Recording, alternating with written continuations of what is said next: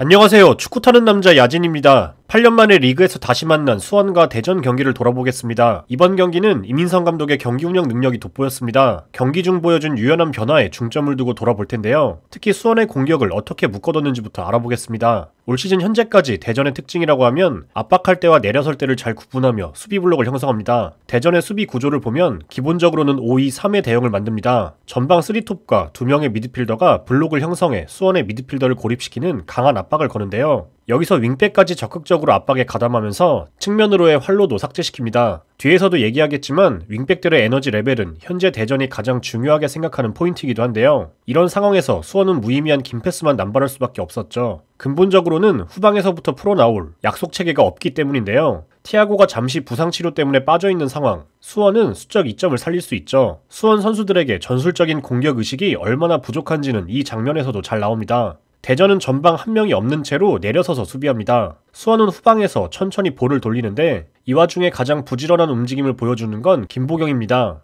상대 미드필더 라인 뒤에서 볼을 받기 위해 계속해서 움직여주고 있죠. 대전은 당연히 김보경을 신경쓰고 견제합니다. 여기서 수원에게 효과적인 방법이라고 한다면 직접 볼을 운반해 전진하면서 수비를 끌어오고 김보경에게 공간을 만들어주는 것입니다. 난이도는 좀 있더라도 중앙 사이 공간을 활용하겠다는 의식이 기본적으로 있다면 선수들이 도전적인 시도를 할 수 있는 장면인데요. 하지만 수원은 쉬운 길을 선택하죠. 길게 전방을 향해 차내면서 중원을 거쳐가겠다는 이렇다 할 고민은 없다는 팀이라는 걸 보여줍니다. 한 명이 빠져있는 대전 입장에선 그저 고마울 따름이죠. 이와 상반됐던 대전의 빌드업 장면인데요. 빌드업의 축인 조유민이 공을 잡았을 때 상대가 내려서서 자리 잡고 있습니다. 패스 줄 곳이 없자 조유민은 직접 모험적인 전진을 시도합니다. 수원 선수들이 순간적으로 자신에게 집중되면서 조유민은 패스를 열어줄 수 있는 옵션이 여러 개 생기죠. 뺏길 경우 리스크가 있는 시도이지만 자신있게 시도합니다. 팀 전체가 무의미한 긴 패스로 소유권을 쉽게 주지 않겠다는 의식이 박혀있기 때문에 가능한 일이죠. 주세종이 이탈은 현재 대전의 상황에서 조유민은 볼 전개의 핵심적인 역할을 하고 있습니다. 높은 위치까지 올라오는데 주저함이 없고 이는 미드필더들이 더 높은 위치를 점유할 수 있도록 도와줍니다. 게다가 이 와중에 센터백으로서 보여주는 전진 패스 능력은 현재 리그 최고 수준이라고 할 수 있죠. 어쨌든 다시 수원 얘기로 돌아오면 김보경 활용 위치에 대해 말이 많았던 수원은 이번 경기에서 김보경을 중앙으로 이동시켰습니다. 볼을 받기 위해 부지런히 움직이는 김보경이 있음으로써 수원은 대전을 상대로 중원에서 수적 우위를 누릴 수가 있죠. 2명의 미드필더만 세운 대전은 이에 대응해 전진성이 강한 고승범을 상대로 강한 압박을 겁니다. 다만 이종성은 상대적으로 편하게 내버려 두는데요. 남은 한 명은 오히려 김보경을 향한 길목을 견제하죠. 김보경이 공만 못 잡게 한다면 수원의 공격 시작 자체를 억제할 수 있습니다. 대전의 수비 목적은 확실했죠. 김보경을 통제하며 상대를 측면으로 몰아내는 것.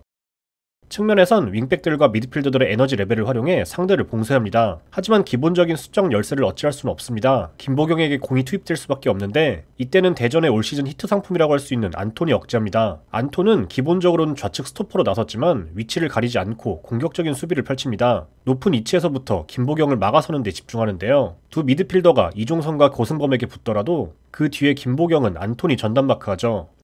우측 하프 스페이스를 주 무대로 삼은 김보경은 안톤의 시야에서 벗어나기 힘들었습니다. 대전의 사이 공간을 유일하게 점유하는 건 이렇게 김보경밖에 없는데 그마저도 고립되는 장면이 자주 연출되죠. 이 정도면 수원의 공격이 원활하게 풀리는 게 더 이상할 정도입니다. 김보경이 어렵게 공을 잡아도 순식간에 쌈 싸먹히는 장면이 나오는데 주변 선수들의 오프더블 부족을 지적할 수밖에 없죠. 수원 선수들의 빈약한 오프더블 움직임은 경기 내내 나옵니다. 안톤은 언제든 수비 라인을 이탈해 김보경에게 달려들 준비가 돼 있는데 여기서 수원에게 찬스가 날 수 있는 건 그 뒤를 공략할 때죠. 하지만 나머지 선수들은 저 반대편에 박혀있고 측면을 벌리고 있는 아코스티도 그저 발밑으로 공을 달라고 기다리고 있습니다. 바로 이런 장면이 필요했던 건데 안톤 뒤를 공략하려는 주변 선수들의 이런 움직임은 전반전 몇 안 되는 유의미한 찬스를 만들어낼 수 있던 장면이죠. 반복해서 얘기하지만 수원은 공을 잡은 선수 주변의 동료들이 너무 정적입니다.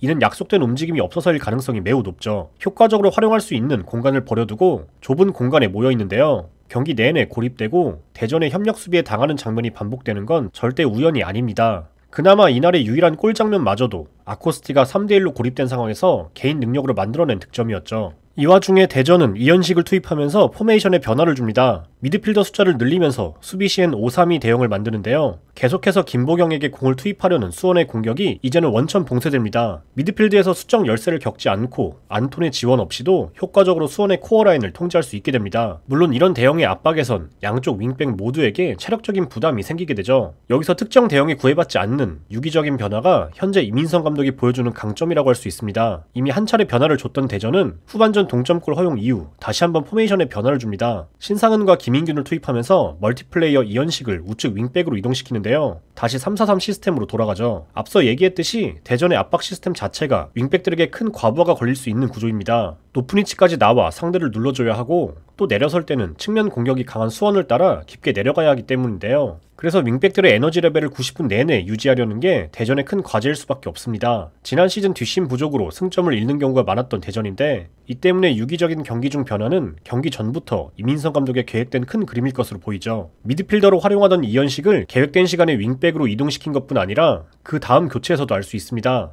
이번에도 윙백 서영재를 빼고 센터백 변준수를 투입했는데 이때 측면에서도 활용 가능한 안톤을 사이드로 이동시키는 모습이 나오죠. 이번에도 측면에서의 에너지 레벨을 유지시킵니다. 이를 바탕으로 전후반 내내 대전의 압박 텐션은 떨어지지 않았고 이게 잘 먹혀들면서 수원이 고전하는데요. 그리고 만약 전방에서 볼 탈취에 성공하면 그 뒤에는 빠르게 5명이 그대로 공격으로 전환되는 효율적인 과정을 보여주죠. 올 시즌 대전에게 인상적인 부분 중 하나는 빠른 트랜지션이라고 할 수 있습니다. 대전은 2부 리그에선 대부분의 팀을 상대로 높은 점유율을 가져갈 수밖에 없었고 이 때문에 때로는 답답한 경기를 펼치기도 했는데요. 승격 후 현재까지의 모습만 놓고 보면 완전히 팀의 컨셉을 바꿔놓았다고 할 수 있습니다. 오랜 점유보다는 빠른 전환에 초점을 두고 있죠. 큰 틀의 계획 안에서 유기적으로 변화를 가져가는 이민성 감독의 모습은 시즌 전체를 이끌어가는 데 있어서 대전에게 큰 힘이 될 것으로 보입니다. 시청해주셔서 감사합니다.